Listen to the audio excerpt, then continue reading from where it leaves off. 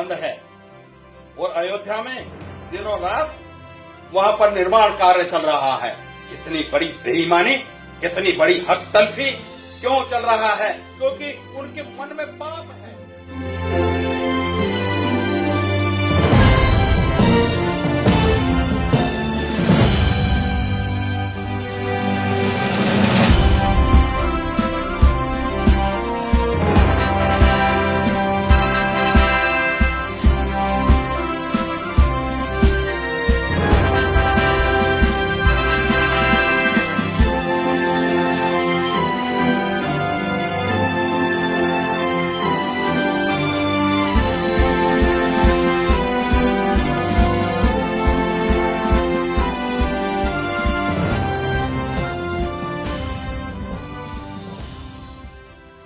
श्रोताओं को नमो बुद्धस।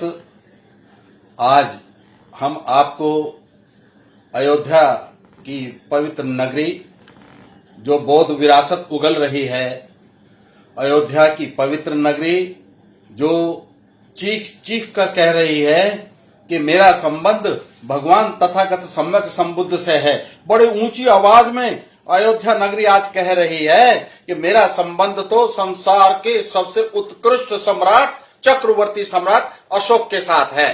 आज कुछ पोस्ट हमने 21 तारीख की रात को देखी। भाई विनीत मौर्य जो साकेत अयोध्या निवासी हैं, तो रात के 2:30 बजे हमारी नींद हराम हो गई कि इस पर तुरंत प्रतिक्रिया की जानी चाहिए, नहीं तो देर हो जाएगी। तो रात के 2:30 बजे हमने उनकी जो पोस्ट थी उन पर अपनी प्रतिक्रिया दी, और वो तो संक्षिप्त में थी, मगर बहुत सारे हमारे सारे भारतवर्ष के साथियों का, यहां तक कि कश्मीर, पंजाब, महाराष्ट्र, उड़ीसा, गुजरात, यहाँ दिल्ली के हमारे बहुत सारे मित्रों ने, हमारे शुभ चिंतकों ने, मार्गदर्शकों ने हमसे कहा कि आप अयोध्या पर एक वीडियो जरूर बना दें तो बहुत अच्छा होगा। तो आज हम आपको पहले तो ये बताएंगे कि ये अयोध्या का इतिहास है क्या। वास्तविक जो नगर है वो श्रावस्ती की साकेत नगरी है। साकेत 2 शब्दों से बना है, एक तो साय जिसको शाम कहते हैं, और केत कहते हैं केतन को, निकेतन को, यानी कि निकेतन का मतलब होता है घर, जहां व्यक्ति बसेरा करता है। तो शाम के समय जहां पर बसेरा डाला, यात्रा कर रहे हैं। विशाखा जब महाराजा से अनुमति लेकर, अपने पिता से अनुमति लेकर, जो श्रेष्ठी थे वो भगवान बुद्ध के दर्शनों के लिए आती है, तो साकेत में आकर शाम हो जाती है, संध्या हो जाती है, तो वो वहां रुक जाती है और वहां रुकने के बाद फिर आगे निकलती है। ये संध्या का साकेत का पहला वर्णन है। साकेत में तोरणवथु के होने का भी प्रमाण मिलता है। तोरणवथु एक उद्यान था, बगीचा था। बौद्ध धर्म में बगीचों की बड़ी महिमा है, बड़ा महत्व है। तो उसमें महारानी खेमा जो भिक्खुनी बन चुकी थी, वो वह निवास कर रही थी।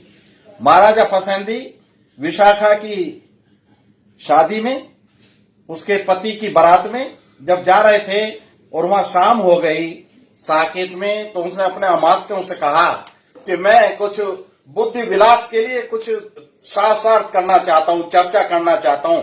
जाओ देखो इस नगरी में कोई विद्वान है जो मेरे साथ चर्चा कर सके।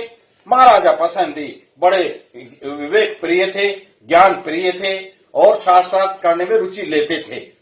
उनके अमात्य नगर में गए, परिक्रमा कर लौटे और फिर बोले कि यहाँ पर एक तोरणवथु नाम का स्थान है। तोरणवथु का आपको वर्णन मिलेगा संयुक्त निकाय में। आप पीछे जाइए शब्दानुकरण में और तोरणवथु में आप पहुंच जाएंगे। तो उन्होंने कहा कि यहाँ पर एक खेमा नाम की भिक्खुनी है। अब खेमा तो महाराजा पसंदी की रिश्तेदार थी, मगर क्योंकि उनको पता नहीं था कि वो यहाँ आकर रह रही हैं, इसलिए उन्होंने खेमा यानी कि बिंबिसार की पत्नी थी, और बाद में जब बुद्ध के प्रति समर्पित हो गई तो भिक्खुनी बन गई। तो वहां तोरणवथु में महाराजा पसंदी, कौशल राज पसंदी। बच्चों, पसंदी को प्रसंजित कभी गलती से भी मत कहना। ये एक षड्यंत्र है, विशेष षड्यंत्र है हमारे महापुरुषों पर कब्जा करने का। इसलिए प्रोपर नाउंस को बदला जाता है और बदलने के बाद में फिर कहते हैं तो हमारे हैं। तो पसंदी को पसंदी ही रहने देना। अभी हमने पसंदी पर एक किताब भी लिखी है, मांग मातंग जाति के आदि पुरुष महाराजा पसंदी। तो इस पसंदी में हमने तोरण वत्थु में भिक्खुनी खेमा के साथ कौशलराज पसंदी का जो शास्त्रार्थ हुआ वो किस विषय में हुआ? ये जो सृष्टि का निर्माण हुआ या इसका विकास हुआ, बाबा साहब ने इस विषय पर दीप बुद्धानी सम्मा, जो उनकी अंग्रेजी पुस्तक है जिसे हम हिंदी में कहते हैं भगवान बुद्ध और उनका धम्म, इसमें भी विस्तार से चर्चा की है और निष्कर्ष ये निकाला है कि इसका निर्माण किसी ने नहीं किया। ये जो ऑटोमेटिज्म है, हर एक वस्तु का, हर एक पदार्थ का जो स्वाभाविक नैसर्गिक स्वभाव है, उसके कारण जो प्रक्रिया होती है, चाहे वो रासायनिक प्रक्रिया हो या कोई दूसरी प्रक्रिया हो, उसके परिणाम स्वरूप जो रूप परिवर्तित होता है वो इस सृष्टि के विकास में उत्तरदायी है। वो बड़ा सुंदर, बड़ा सारगर्भित, विज्ञान सम्मत ये जो अध्याय है, ये अयोध्या की पवित्र नगरी में भगवान बुद्ध के साथ, भगवान बुद्ध के शिष्यों में प्रसन्नजीत का नाम प्रमुखता से लिया जाता है। उनके साथ में चर्चा हुई है। आओ हम एक और विद्वान की चर्चा करते हैं। यहां उत्तर प्रदेश में बौद्ध धर्म का इतिहास, उत्तर प्रदेश में बौद्ध धर्म का विकास, ये पुस्तक किन्होंने लिखी है? डॉक्टर नलिनाक्ष दत्त, बहुत बड़ी एंशिएंट हिस्ट्री की प्रोफेसर थी। पाली का अच्छा अध्ययन था, बौद्ध धर्म का अच्छा अध्ययन था। हम इनके संदर्भ से बोल रहे हैं। ये बोलते हैं कि भगवान बुद्ध अयोध्या में 3 बार आए थे, 3 बार आए थे। तो ये कोई कम बात नहीं है। जहां भगवान बुद्ध 3 बार आए हैं, उस नगरी को बौद्धमय होने में कोई शंका नहीं रह जाती। हम देखते हैं कि सारे ग्रंथों में, ये पाली प्रॉपर नेम में आप देखेंगे डिक्शनरी में, हमने इसमें ये ढूंढा है अयोध्या। पाली में जो नाम है अयोध्या है, इन्होंने उसको अयोध्या बना दिया। इसमें भी लिखा है the city of the Ganges to visit the Buddha his city are recorded in the canon. Canon मतलब ये जो दंपत का विशाल साहित्य है। बुद्ध को नलिनाक्षी ने भी और इस प्रोफेसर जीपी मलाल शेखर ने भी, और ये हमारे जो त्रिपिटक के सब सूत्र हैं, इसमें भी भगवान बुद्ध को गंगा नदी के किनारे अयोध्या में 3 बार आते हुए दर्शाया गया है। अब बहुत सारे विद्वान कहते हैं कि गंगा तो इसमें बहती नहीं अयोध्या में, तो वो अयोध्या कहीं और होगी। ये एक प्रथम दृष्टया यही संदेह उत्पन्न होता है, मगर थोड़ा सा परिश्रम करें तो तथ्य सब हाथ में आ जाते हैं। परिश्रम क्या करना है कि अयोध्या में मेरी भाई विनीत मौर्य जी से भी कई बार बात हुई। हमारे मित्र हैं लल्लन प्रसाद अम्बेश, अयोध्या में रहते हैं। भास्कर जी हैं, उनसे कई बार मेरी चर्चा हुई, मैं खुद भी वहां गया। तो पता ये चला कि वहां पर एक नदी है, नागपुर में जैसे नाग नदी का हाल हो गया ना, सुकड़ के छोटा सा नाला बन गया, बिल्कुल ऐसी ही एक नदी अयोध्या में, उसका नाम है तिलोदकी गंगा। तिलोदकी, वो जैसा कि बताते हैं कि 2 चीजों का मिश्रण है, उसमें तेल बह के आता है कहीं से, तेल की उसमें सुगंध रहती है। तिलोदकी तेल और उदक यानी कि जल, तो वो तिलोदकी गंगा नाले के रूप में आज भी मौजूद है। मगर बुद्ध के समय में वो पूरी गंगा रही होगी, पूरे आकार में रही होगी, पूरे शक्ति के साथ बहती होगी। ऐसा हो नहीं सकता कि वहां गंगा होना और हर जगह अयोध्या भी लिखा हो, गंगा भी लिखा हो। तो आज हमारी इस शंका का भी समाधान हुआ कि भगवान बुद्ध जब वहां गए हैं अयोध्या में, तो वहां पर गंगा नदी मौजूद थी, जिसको आज हम तिलोदकी गंगा के नाम से जानते हैं। एक और इतिहास बताया जाता है अयोध्या। अयोध्या कहते हैं कि बगैर युद्ध के जिस नगरी को अपने अपने हस्तगत किया, अपने कब्जे में किया बगैर युद्ध के, वो अयोध्या। इस संसार का सबसे बड़ा झूठ, इससे बड़ा झूठ कोई हो नहीं सकता। एक नदी वहां जो बहती है, अयोध्या जिसके किनारे बसी है, उसका नाम है गंडक। गंगक, गंगा, गंडक, ये मिलते जुलते नाम हैं। उस गंडक नदी का भी गंगा नदी से कोई रिश्ता रहा होगा। वो जो गंडक नदी है, अयोध्या से पहले गंडक है, और अयोध्या के समाप्त होते ही फिर वो गंडक हो जाती है। अयोध्या में उसका नाम है सरयू। ये बड़ी महत्वपूर्ण जानकारी, आपको इसको नोट करना चाहिए। सरयू नाम क्यों पड़ा? सरयू नाम इसलिए पड़ा कि जब इस अयोध्या नगरी पर कब्जा किया, किसने किया? पुष्यमित्र शुंग ने। जब मगध राज बृहदरथ मौर्य की कमर में खंजर घोंप कर हत्या कर दी, तो उन्होंने अपना जो राज्य स्थापित किया वो कहां किया? वो अयोध्या को अपनी राजधानी बना के किया।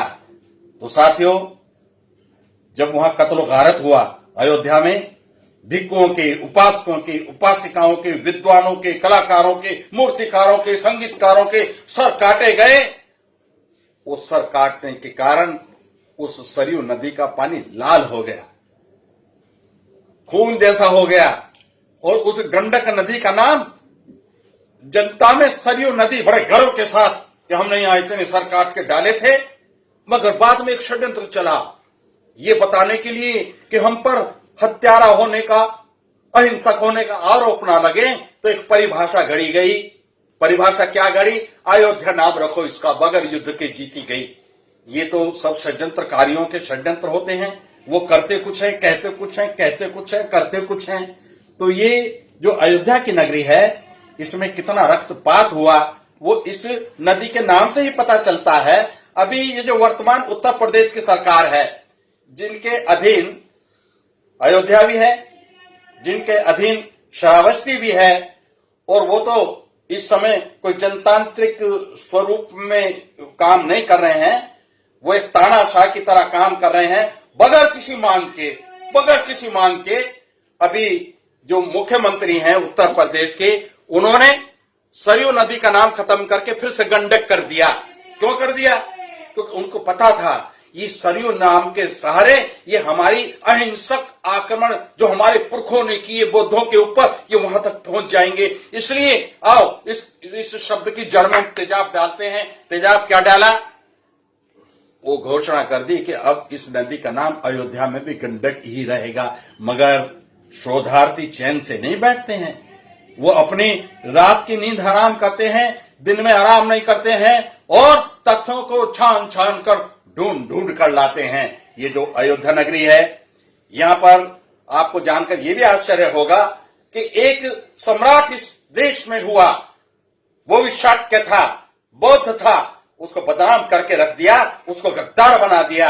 उसका नाम था गहरवार वंश के महाराजा जयचंद। हमारी एक किताब जयचंद जी पर भी उसका नाम है। महाराजा जयचंद गद्दार नहीं, परम देशभक्त बौद्ध राजा थे। उनकी सबसे बड़ी विशेषता क्या थी? यह अयोध्या नगरी में सबसे अधिक निर्माण कार्य अगर किसी ने कराया तो वो हमारे राजा जयचंद ने कराया। और जयचंद का इतिहास हमें कहां से मिला? तिब्बत से मिला। जयचंद का इतिहास कहां से मिला? प्राचीन बौद्ध साहित्य से मिला। तो आओ हम अपने गौरव बिंदुओं को जब तलाशते हैं तो इन सब चीजों की पड़ताल हमें करनी होगी।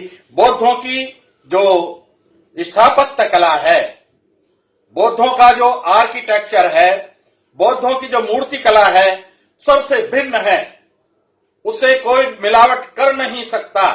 आज अयोध्या ने जो बौद्ध संस्कृति उगली है, हमने तो नहीं कहा था, मगर आप लाख पर्दों में भी सत्य को छिपाओगे, समय आने पर वो उजागर होगा ही। और ये सत्य यहां उद्घाटित हो गया, अयोध्या में उद्घाटित हो गया। कितना बड़ा नंगा नाच न्याय के साथ खेला गया सुप्रीम कोर्ट में, और अयोध्या को अयोध्या घोषित करके वहां पर मंदिर निर्माण का भी काम शुरू हो गया।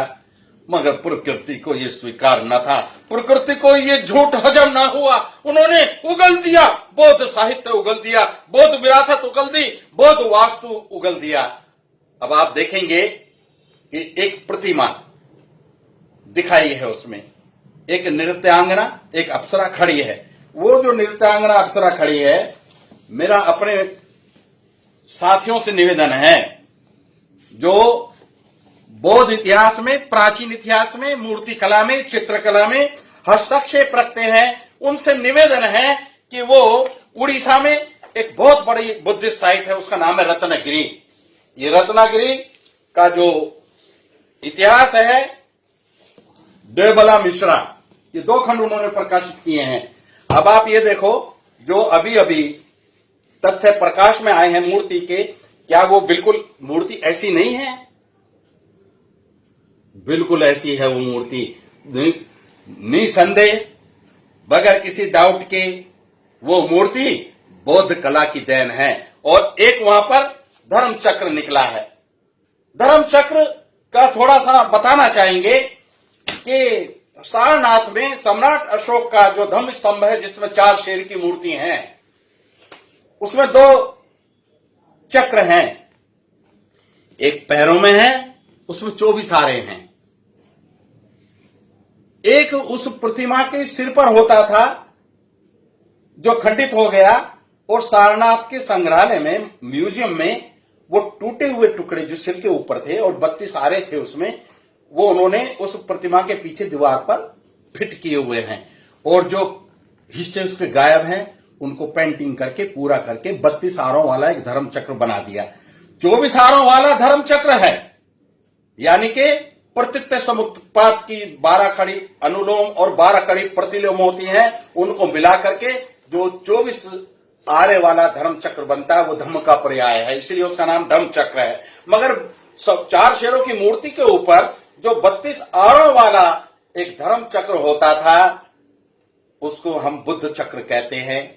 उसका मतलब यह है, वो जो 32 आरे हैं, भगवान बुद्ध के जो कायिक 32 महापुरुष लक्षण के उनके शरीर में थे, वो मूर्तिकारों ने, उस समय के मूर्तिकारों ने उसी के आधार पर 32 महापुरुष लक्षणों के आधार पर 32 आरों वाला चक्र बना दिया। ये 2 चक्र हमने आपको बताए। एक चक्र होता है जिसमें 8 आरे होते हैं। वो 8 आरे का मतलब क्या है? 8 आरे का मतलब है अष्टांगिक मार्ग। आप देखेंगे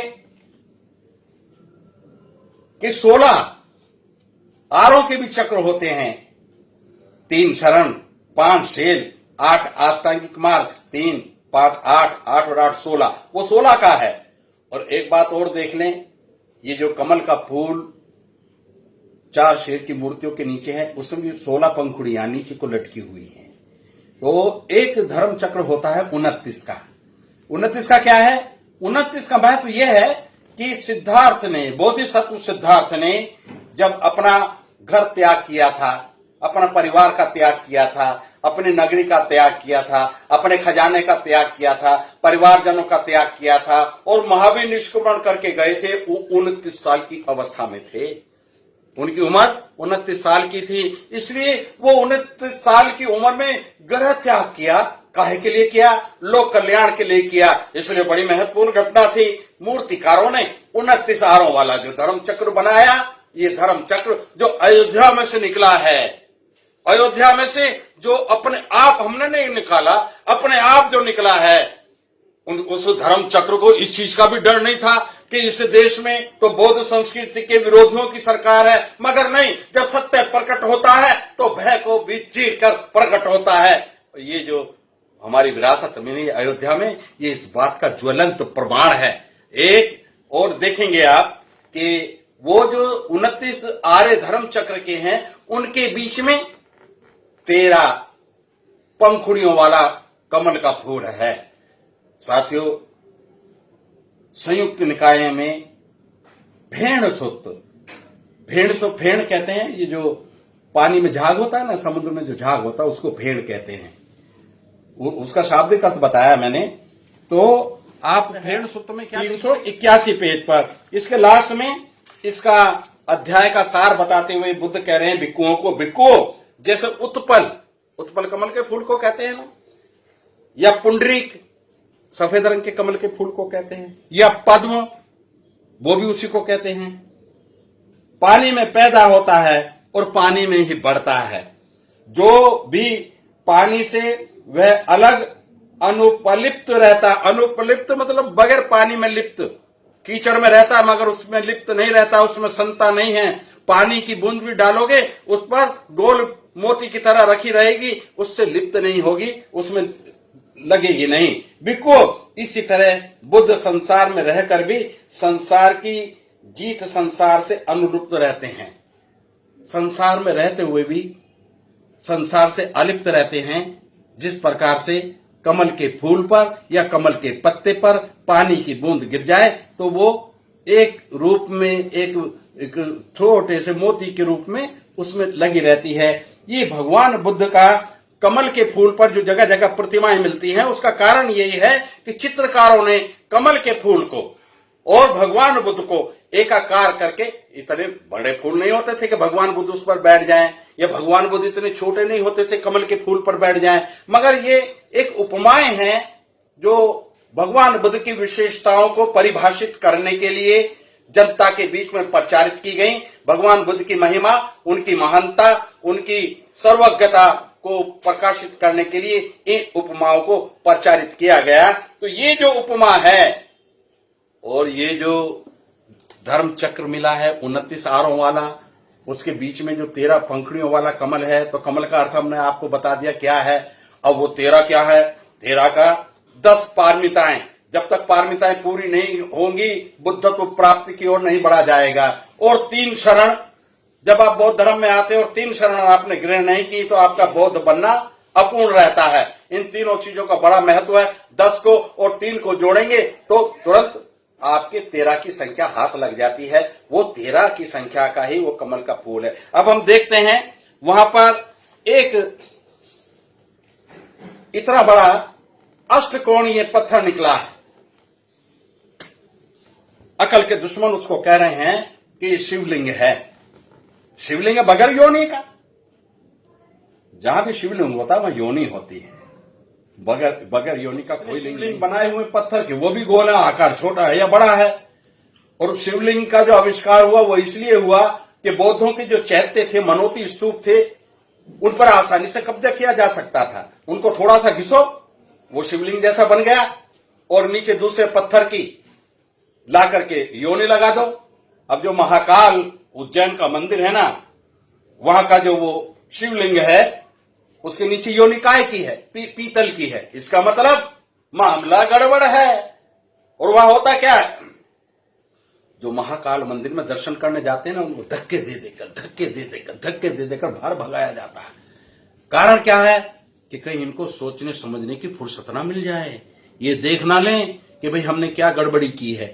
तो ये जो वहां पर एक पत्थर निकला है अष्टकोणीय, 8 का तो मैंने बताया बड़ा महत्व है बौद्ध धर्म में, क्योंकि अष्टांगिक मार्ग, जिसको दुख मुक्ति का मार्ग भी कहते हैं, मध्यम प्रतिपदा जो कहते हैं, वो 8 कोणों का होता है। तो ये हमारा मनोती स्तूप है। और वो जो पत्थर मिले हैं वो बिल्कुल वैसे ही मिले हैं जैसे अभी अभी संकिसा में मिले हैं। संकिसा में भी अपने आप वो विरासत उफन कर बाहर आई और आ रही है।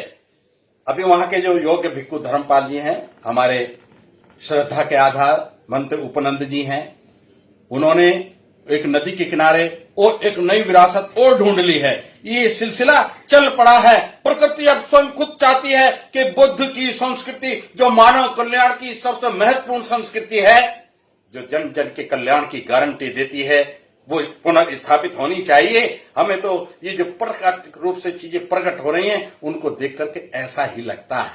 तो ये जो लंबे लंबे पत्थर मिले हैं, इनको टेक्निकल भाषा में, जो बुद्धिस्ट आर्ट है उसकी भाषा में इनको रेलिंग बोलते हैं। रेलिंग क्या होता है? जो किसी चीज की सुरक्षा के लिए चारों तरफ एक 4 दीवारी बनाई जाती है ना, जैसे सांची के स्तूप में बनी हुई है, जैसी भरूच के स्तूप में होती थी, जैसी आज भी महाबोधि महाविहार का जो मुख्य विहार है उसकी चारों तरफ कुछ दूर तक है, कुछ दूर तक नहीं है, वो एक रेलिंग बनी हुई है। वो रेलिंग में पिलर, क्योंकि पहले लकड़ी का काम होता था, मगर लकड़ी की जगह जब पत्थर का काम होने लगा तो उसकी पद्धति बनाने की वही लकड़ी जैसी रही। तो उन्होंने क्या किया, कुछ पिलर खड़ा करते थे और साइड में चूल खोद करके और दूसरे बीम फंसाते थे। ये कॉलम हो गया, ये बीम हो गए, और इनको जोड़ जोड़कर वो चार दीवारी बन जाती थी। किस लिए बन जाती थी कि महाबोधि महाविहार में भगवान तथागत सम्यक संबुद्ध की जो पवित्र प्रतिमा थी उसको कुछ पशु आकर के दूषित कर जाते थे।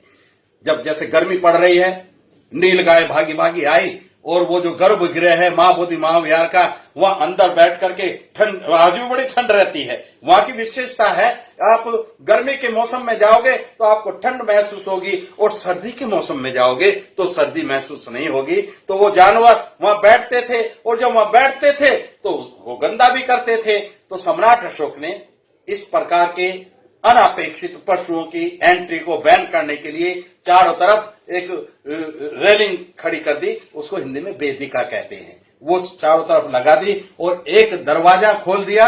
वहां व्यक्ति द्वारपाल खड़े होते थे या एक दरवाजा लगा होता था, उसमें से ही लोग आते और जाते थे। तो ये जहां भी हैं, ये रेलिंग जिस तरीके के पत्थर लंबे लंबे मिले हैं उनमें वो अनकम्प्लीट हैं, वो कुछ निर्माण होने जा रहा था। उनमें चूल के निशान बने हुए हैं मगर चूल खुद ही नहीं है। मगर हाँ, पूरा नक्शा देखकर पता चलता है कि किसी बहुत बड़े मान स्तूप के बनने की तैयारी थी, कोई महाविहार बनने की तैयारी थी। ऑलरेडी वहां कई विहार थे मगर और भी बनने की तैयारी थी। तो साथियों, ये जितनी भी चीजें वहां से प्राप्त हुई हैं उनको हमें उपेक्षा नहीं करनी है। अभी एक चीज हमने वहां और देखी है, ये एक आमलक, अमरख होती है ना जिसको स्टार फ्रूट कहते हैं, खट्टा होता है, उसके चारों तरफ कंगूरे होते हैं। तो ये आमलक है। इसको कहीं कहीं लिखा है कि जो शीर्ष है, बुर्जी है विहार की, वहां लगाया जाता है। मगर अमरावती में, ये अमरावती में मिला है, सिमिलर है, उसी तरीके के कंगूरे बने हुए हैं, ये अलग तरीके का है। मगर अमरावती में हमने देखा कंगूरेदार यहां पर स्टैंड के तौर पर इस्तेमाल हुआ है। ये ठोस धरातल पर रेलिंग खड़ी की गई है और उसका बेस इस प्रकार के पत्थर से बना गया है जैसा कि यहां मिला है। अभी हम पिछले दिनों लालगंज गए थे, आजमगढ़ में लालगंज हम गए थे और लालगंज में हमने क्या देखा कि वहां भी ये पत्थर है, पड़ा है, बेगोरा पड़ा है, खुले में पड़ा है। वहां जो हमारे मित्र हैं दिवाकर बौद्ध जी, उनकी मदद से हम वहां तक पहुंचे और उसका हमने फिल्मांकन किया, उसकी वीडियो भी बनाई। तो ये जो सब चीजें मिल रही हैं, ये they are duly supported by the Buddhist literature, Buddhist art prevailed in other sites. तो आज हमने जो कुछ भी जाना वो ऐसे ही नहीं जाना, जो वहां पर एक और देखेंगे, ये जो चक्र मिला है 29 और 13 का, इस तरीके का बहुत सारा काम अजंता की गुफाओं में। मैं कितनी किताबें आपको दिखाऊं।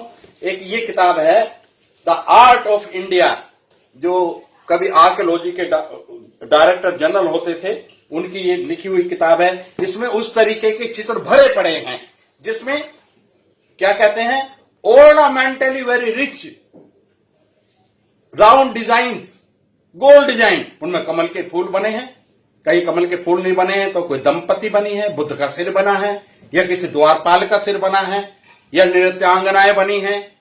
तो ये सारी की सारी चीजें सिद्ध करती हैं कि अयोध्या बौद्धों की है, 100% बौद्धों की है। और अगर ये बौद्धों की ना होती तो इसको षड्यंत्र पूर्ण तरीके से हथियाने का काम ना होता। सारा देश लॉकडाउन में अपने घरों में बंद है और अयोध्या में दिनों रात वहां पर निर्माण कार्य चल रहा है।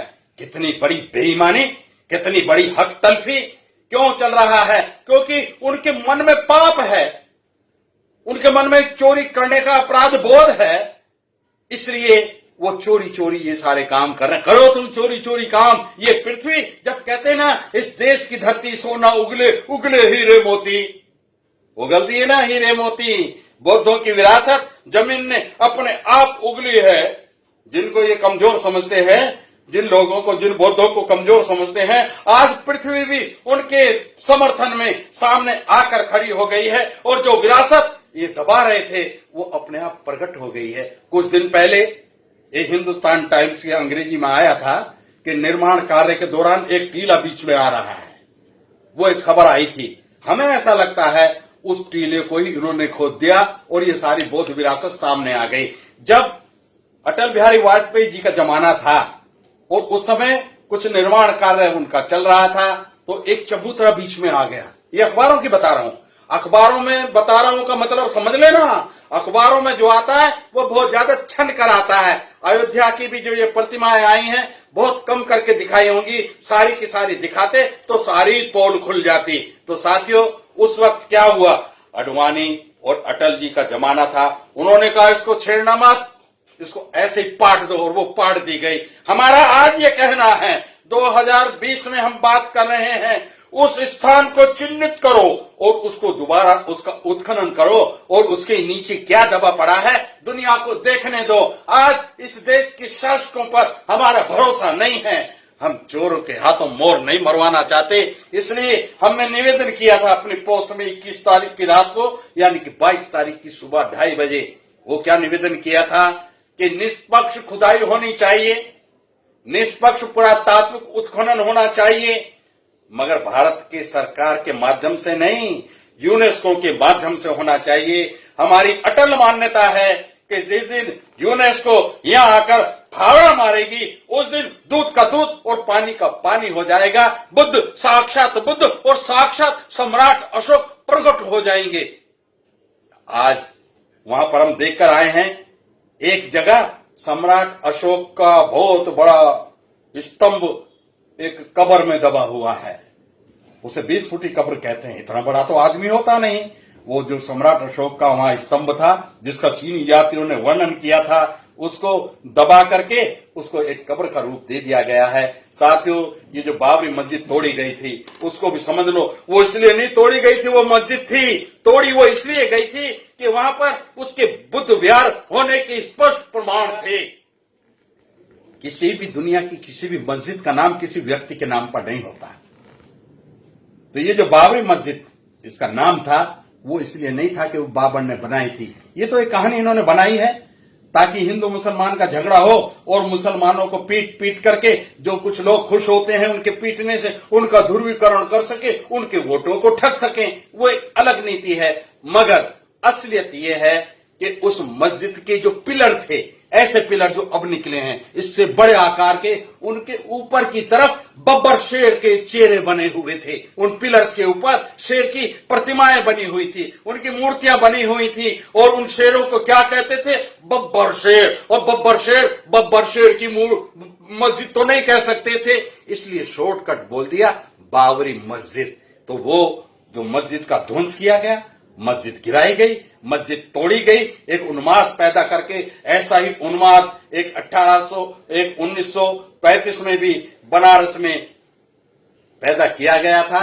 हिंदू मुस्लिम दंगे हुए थे और वो दंगे किस लिए हुए थे, वो सम्राट अशोक का जो स्तंभ बनारस में था, सारनाथ वाला अलग है, बनारस में था, उसको तहस नहस कर दिया गया, गायब कर दिया गया। तो साथियों, हम लोग षड्यंत्रों के देश में रह रहे हैं, मगर जब हम अपने शासन को बर्बाद होने के बाद भी दोबारा खड़े हो गए हैं तो अब हम पीछे मुड़कर देखेंगे नहीं। हमारे प्रगति पथ पर अब हम बढ़ते जाएंगे और जब तक बढ़ते रहेंगे, जब तक इस देश को बाबा साहिब डॉक्टर अम्बेडकर के आदेश के अनुसार दोबारा बुद्धमय ना कर दें। अब हमें स्वयं अपने पराक्रम दिखाने का समय आ गया है। अब हमें अपनी कसौटियां तय करने का समय आ गया है। समय हमारे अनुकूल है, दुनिया हमारे अनुकूल है और ये पृथ्वी हमारे अनुकूल है। आज ये बुद्ध के बारे में सबसे बड़ी विशेषता है कि जमीन में कहीं भी कुदाला मारो वहीं से बुद्ध मुस्कुराते हुए बुद्ध निकलते हैं। तो ये इस बात का प्रमाण है, ये भारत भूमि वास्तव में ही बुद्ध भूमि है,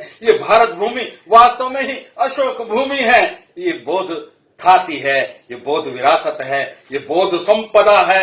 आओ हम इसको दोबारा से पुनः स्थापित करने में अपने पराक्रम का परिचय दें।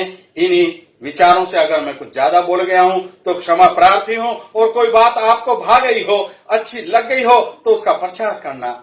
इन्हीं शब्दों के साथ मेरा आप सबको नमो बुद्धस, जय सम्राट अशोक, जय भीम।